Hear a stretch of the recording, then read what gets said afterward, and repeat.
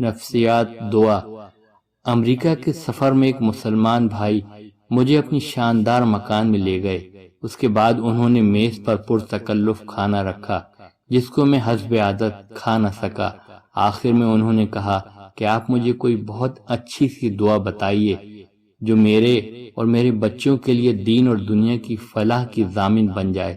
میں کچھ دیر تک خاموش ہو کر سوچتا رہا، پھر میں نے کہا کہ دعا عربی الفاظ کے کسی مجموعے کا نام نہیں ہے۔ دعا حقیقتاً ان روحانی کلمات کا نام ہے جو دعا والی نفسیات کے ساتھ آدمی کے اندر سے نکلے ہوں۔ جو لوگ دعا کی اعلیٰ نفسیات سے خالی ہوں وہ یقیناً اعلیٰ دعا کی نعمت سے بھی محروم رہیں گے۔ میں نے کہا آپ لوگوں کا حال یہ ہے کہ آپ لوگ دنیاوی اسٹیٹس کو اپنا سب سے بڑا کنسرن بنائے ہوئے ہیں۔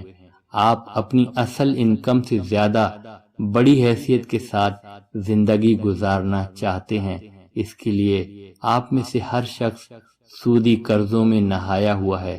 آپ چھوٹے مکان کو چھوڑ کر بڑا مکان لیتے ہیں۔ آپ سیکنڈ ہینڈ کار کے بجائے نئی شاندار کار خریدتے ہیں۔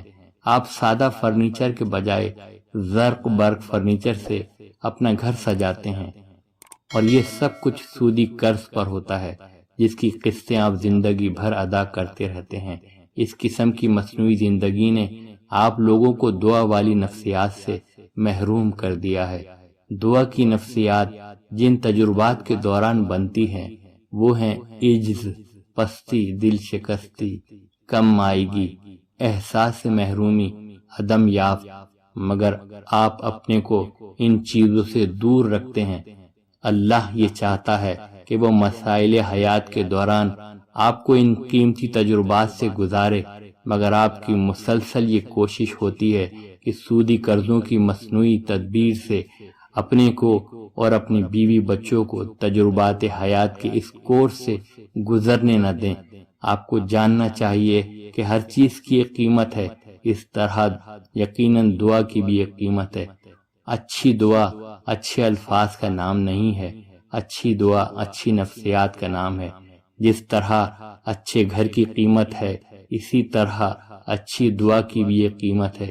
اس دنیا میں قیمت ادا کیے بغیر کوئی چیز نہیں ملتی، نہ ایک اچھا مکان اور نہ ایک اچھی دعا۔ لوگ دعا کا نتیجہ چاہتے ہیں بغیر اس کے کہ انہوں نے دعا کی قیمت ادا کی ہو، بغیر اس کے کہ انہوں نے اللہ کے سامنے حقیقی دعا کا تحفہ پیش کیا ہو۔ مولانا وحید الدین خان۔